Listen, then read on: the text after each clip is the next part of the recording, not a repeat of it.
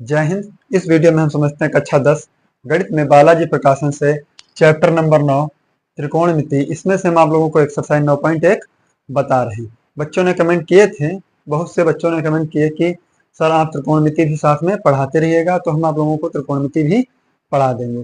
तो सबसे पहले हम त्रिकोणमिति के सवाल हल करने से पहले उसके परिचय के बारे में जान लेते हैं कि आखिर त्रिकोणमिति में क्या है। इस चैप्टर के बारे में हम आपको बिल्कुल डिटेल से बता रहे हैं। आप लोग वीडियो को अंत तक जरूर देखिए। आप त्रिकोणमिति से कोई भी सवाल छोड़ के नहीं आएंगे, ये मेरा वादा है। और सबसे पहले हम आपको त्रिकोणमिति के बारे में समझाते हैं। तो त्रिकोणमिति क्या, अगर परिचय देखा जाए मेरे भाई, तो क्या होता है त्रिकोणमिति। आप यहां से समझ लीजिए ध्यान से, त्रिकोणमिति। त्रिकोणमिति में अगर इसका संधि विच्छेद हिंदी से किया जाए तो त्रि प्लस कोण प्लस मिति, मतलब त्रि का मतलब तीन, कोण का मतलब कोणों का,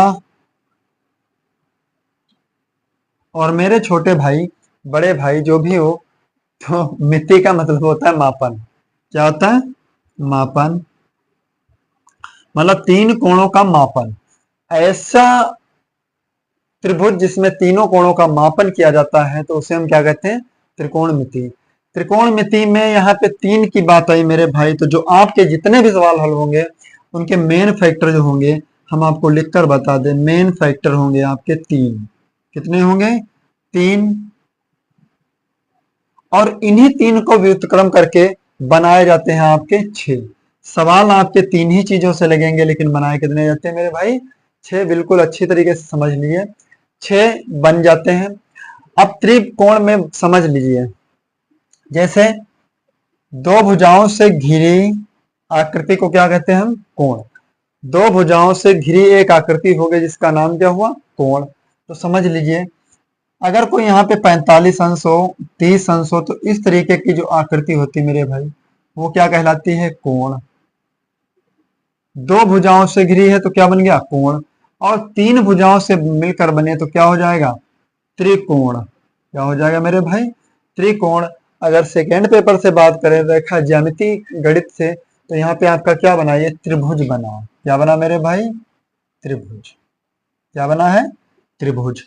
अब इसमें तीन भुजाएं हो गई, तीन कोण। तीन भुजाएं, तीन कोण आपको पता होना चाहिए। तो तीन भुजाओं, तीनों भुजाओं में तीन कोण दिए, तो तीनों कोणों का योग कितना होता है? तीनों कोणों का योग, कोणों का योग बराबर 180 अंश। कितने अंश हुआ मेरे भाई? 180 अंश। लिख लेना, आपके आगे जब हम चैप्टर पढ़ाएंगे तो उसमें बहुत काम आएगा। तो त्रिकोण का मतलब एक, तीन कोणों का योग क्या होता है? 180। अब हम त्रिकोणमिति पे चलते हैं। तो त्रिकोणमिति में जो सवाल हल होते हैं वो कैसे हल होते हैं?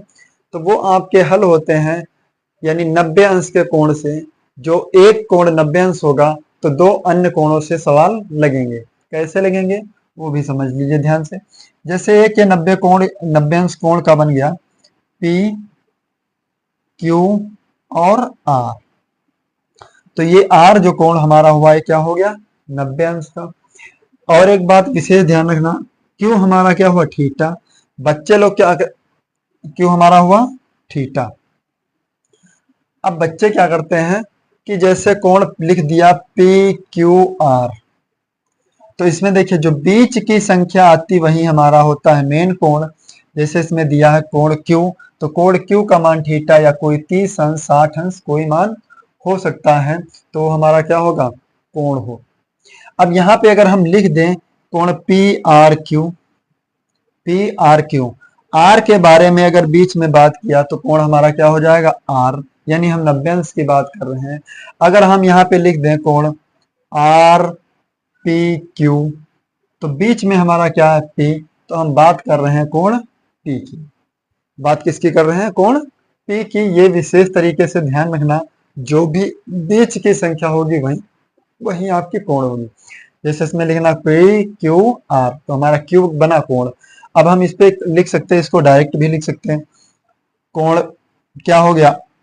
पी। एक कोण क्या हुआ? पी। फिर एक कोण क्या हो गया? क्यू। एक कोण क्या हो गया मेरे भाई आर, बराबर तीनों कोणों का योग कितना होता है 180 अंश, हमने अभी आपको बता रखा। त्रिभुज में अगर तीनों कोणों का योग 180 अंश नहीं आ रहा तो वो आपका त्रिभुज नहीं है, यानी आपका जो आंसर लगाया आपने वो बिल्कुल आपका गलत है। फिर आगे हम समझते हैं इसके बारे में। तो इतनी बात आप लोगों को समझ आ गई होगी, स्क्रीनशॉट ले लीजिएगा। फिर आगे चलते हैं अगले टॉपिक पे। तो अगला टॉपिक क्या हमारा है,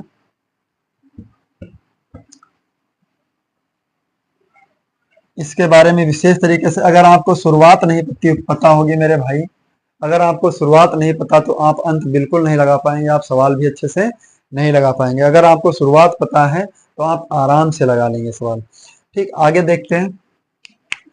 एक त्रिभुज बनाए हम इस तरीके से 90 अंश का। तो जो 90 अंश का त्रिभुज बना हमारा, उसमें एक कोण हो गया 90 अंश, मान लीजिए कोण ए बी सी। तो ये याद रखना, जब कोण 90 अंश का दिया होगा और त्रिकोणमिति का एक वसूल होता है कि आपको दो भुजाओं से ही सवाल लगाना पड़ेगा। कितनी भुजाओं से सवाल लगाएंगे, दो भुजाओं से सवाल लगाएंगे। तो इस बात का विशेष ध्यान रखना। तो जैसे समझ लिए जो कोण हमारा मान लिए बी, कोण क्या मान लिए बी, तो कोण के सामने की भुजा मेरे क्या हो गई मेरे भाई, कोण बी के सामने की भुजा क्या बनेगी, लंब। लंब। और जिस रेखा पर कोण बना है, मान लीजिए कोण बी इस यानी बीसी रेखा पर बना, तो ये हमारा क्या हो जाएगा, आधार। क्या हो जाएगा, आधार। और एक बात ध्यान रखना, जो त्रिभुज में यानी कोण 90 अंश का एक है, उस त्रिभुज में सबसे बड़ी जो रेखा होती है वो क्या होगी, हमारी कर्ण होगी। ये विशेष तरीके से ध्यान रखना।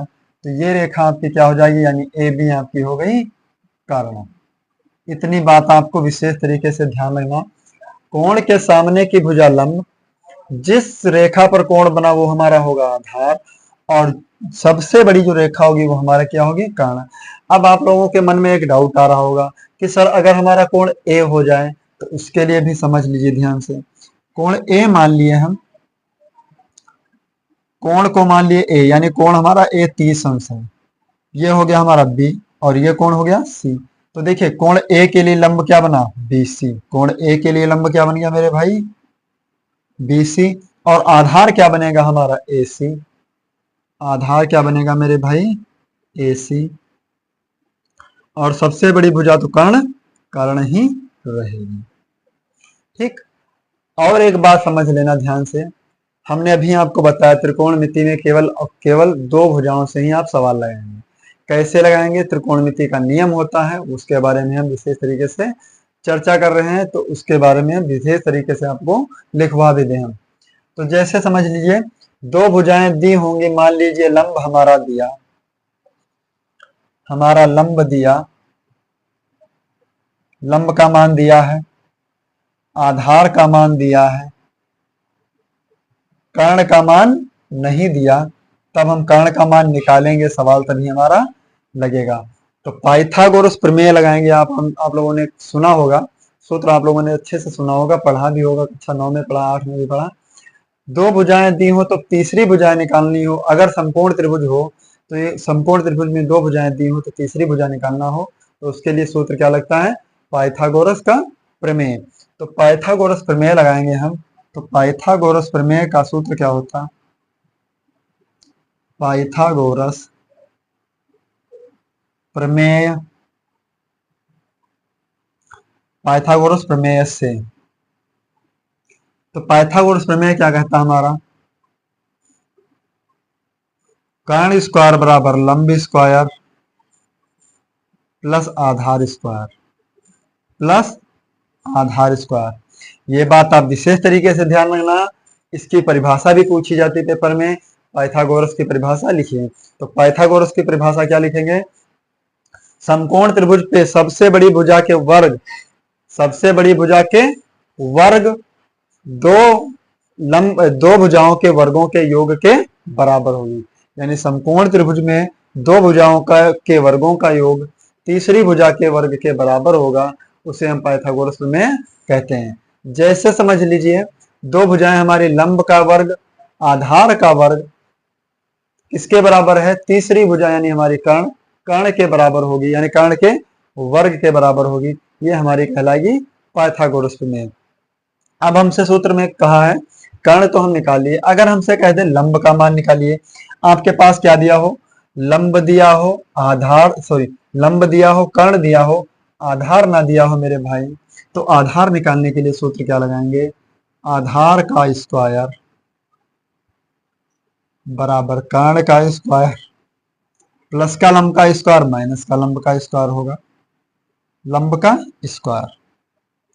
फिर इसके बाद में अगर हमारे पास कर्ण दिया हो, आधार दिया हो, लंब ना दिया हो मेरे भाई, तब हम क्या करेंगे, इस स्थिति में हम क्या करेंगे, तो मान लीजिए लंब का स्क्वायर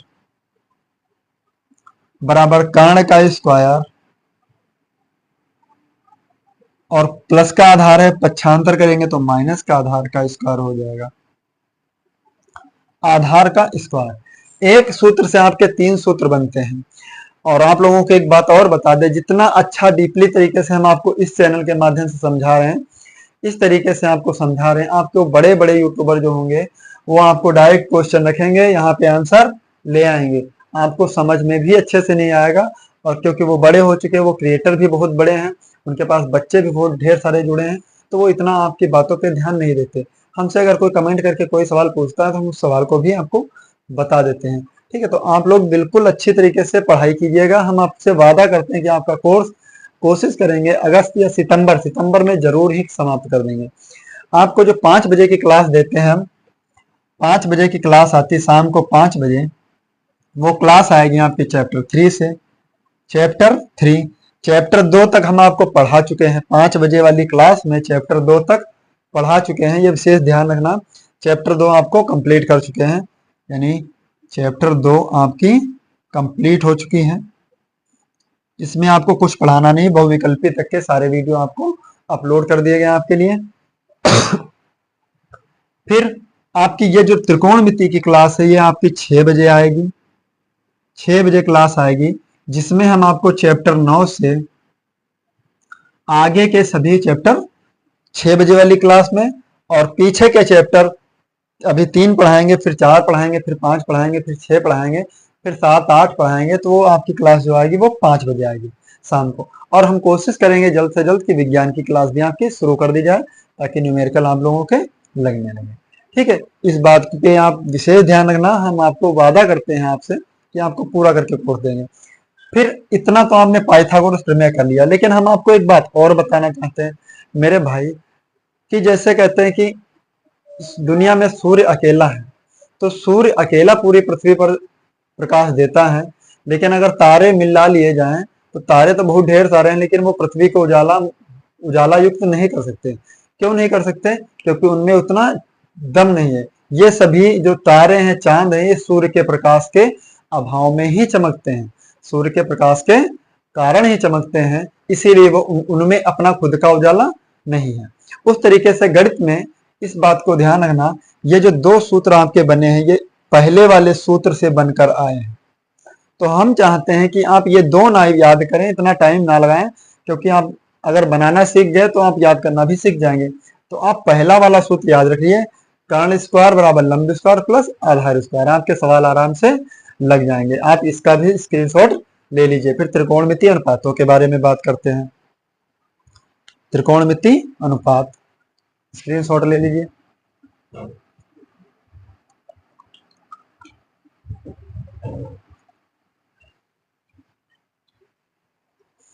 हो गया। फिर हम हल करते हैं त्रिकोणमितीय अनुपात।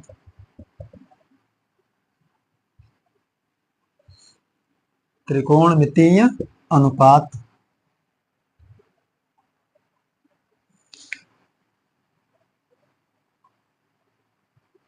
त्रिकोणमितीय अनुपात। अब एक बात बताओ, और त्रिकोणमितीय अनुपात में भी आपके जो सवाल लगेंगे वो 2 ही अनुपात से लगेंगे, 2 रेखाओं से लगेंगे, 2 भुजाओं से लगेंगे, और उसमें एक कोण सम्मिलित होगा, यानी जो कोण होगा वो 1 होगा और भुजाएं होंगी आपकी 2। जैसे समझ लीजिए, अभी बता रहे हैं इसके बारे में, अनुपात के बारे में बता दे। एक आप सूत्र याद कर लीजिएगा, लाल बटे कक्का, लाल बटे कक्का। अब देखिए, एल का मतलब हो गया हमारा क्या, एल का मतलब लंब, ए का मतलब आधार,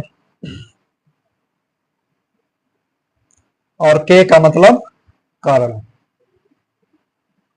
के का मतलब क्या हुआ हमारा, कारण। तो हमने अभी आपको बताया था शुरुआत में कि त्रिकोणमितीय अनुपात कितने होते, 3 और बन जाते हैं 6। तो जैसे समझिए, पहले में क्या होता है,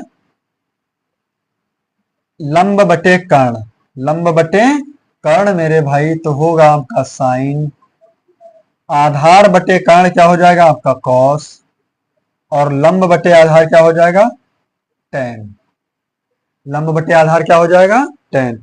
इस बात को ध्यान रखना, साइन कॉस टेन, तो साइन में होगा लंब बटे कर्ण, कॉस में होगा आधार बटे कर्ण, और टेन में होगा लंब बटे आधार। फिर आगे बात करते हैं, साइन का उल्ट देखिए, टेन का उल्टा होता है कॉट, टेन का उल्टा कॉट, तो कॉट का क्या हो जाएगा आधार बटे लंब, कॉट का क्या हो जाएगा आधार बटे लंब। फिर कॉस का उल्टा होता है मेरे भाई सेक, तो सेक का क्या हो जाएगा कर्ण बटे आधार, कर्ण बटे आधार। फिर आ जाएगा हमारा कोसेक, कोसेक क्या हो जाएगा हमारा कर्ण बटे लंब। अब एक बात और समझ लीजिए, जो कोण होगा आपका कोई, तो कोण को हम प्रदर्शित करते हैं थीटा से, किससे प्रदर्शित करते हैं थीटा, ये ध्यान रखना कोण को हम थीटा से प्रदर्शित करते हैं। ठीक है, तो अनुपातों के बारे में समझ लीजिए, अनुपात आपके क्या होते हैं, पहला अनुपात दिया है साइन थीटा, साइन थीटा बराबर क्या होता, लंब बटे कर्ण, लिख लीजिए लंब बटे कारण,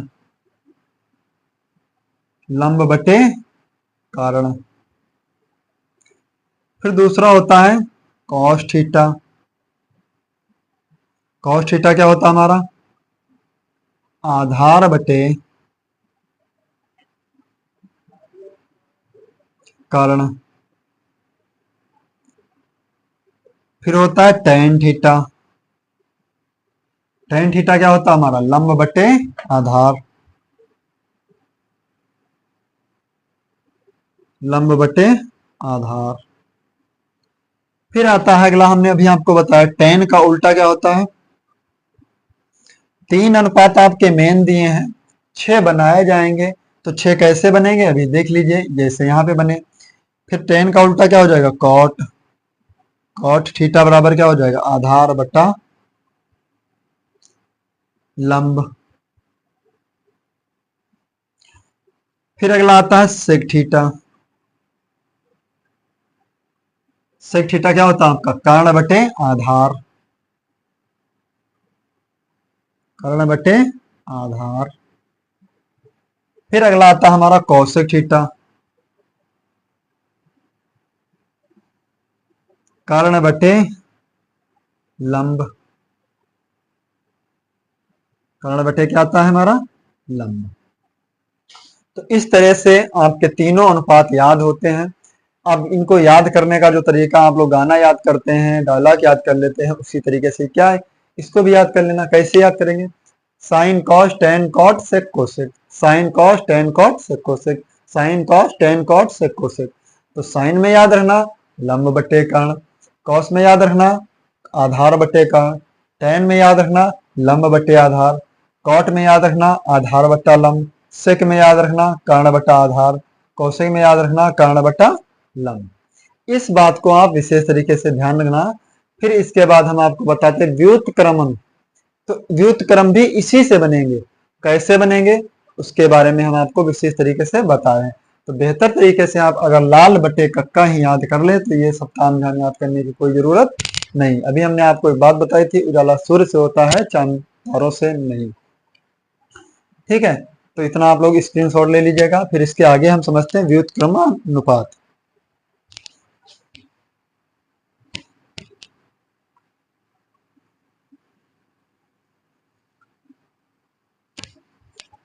व्युत्क्रमानुपात,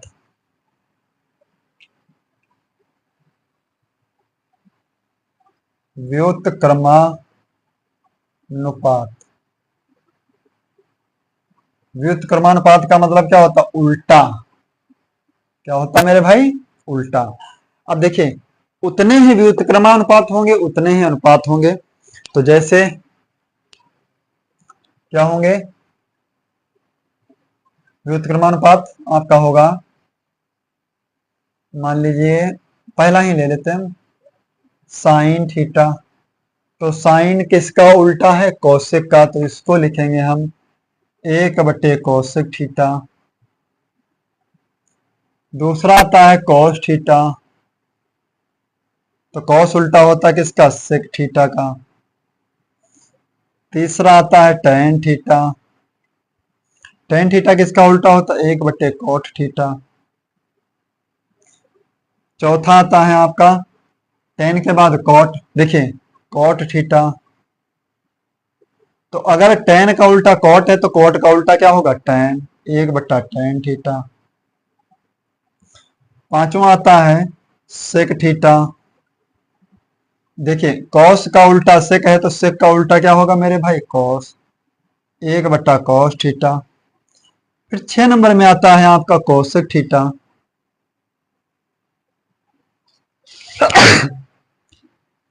कोसेक थीटा, तो कोसेक देखिए साइन का उल्टा कोसेक है तो कोसेक का उल्टा क्या होगा? साइन थीटा, यानी 1/साइन थीटा। फिर दो अनुपात और होते हैं, उनको भी विशेष तरीके से याद रखना। 7 नंबर यहां पे लिखे दे रहे हैं, टेन थीटा बराबर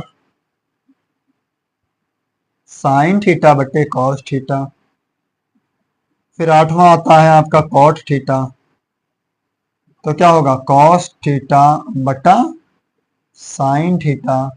तो इस तरह से आपके क्या हो गए? व्युत्क्रमानुपात। आपको जस्ट उल्टा ही याद रखने हैं, उल्टा ही याद रख लेंगे, बस आपके सवाल हल हो जाएंगे। फिर इसके बाद देखते हैं, आपको पाइथागोरस बता दिए, अनुपात बता दिए, फिर व्युत्क्रमानुपात बता दिए। अब इसके आगे हम चलते हैं, इसके आगे हम अगला पॉइंट हम बताते हैं आपको। डायरेक्ट इस प्रश्नावली पे चलते हैं, ठीक है। तो जितने सवाल जिस प्रश्नावली में होते जाएंगे उतने सवाल हम आपको बताते जाएंगे। तो इसके बाद में हम आपको क्वेश्चन पे ले चलते हैं। इतने सूत्र आप याद कर लीजिए तो 9.1 आपकी कंप्लीट हो जाएगी। अगर आपको 9.2 पढ़ाएंगे तो उसमें आप जितने सूत्र होंगे वो हम आपको पहले ही लिखवा देंगे, उसके बाद हम 9.2 पढ़ाएंगे। 3 में जितने होंगे वो 3 पहले पढ़ा लेंगे, फिर आपको सूत्र पहले सूत्र पढ़ा लेंगे, फिर प्रश्नावली हम कराएंगे।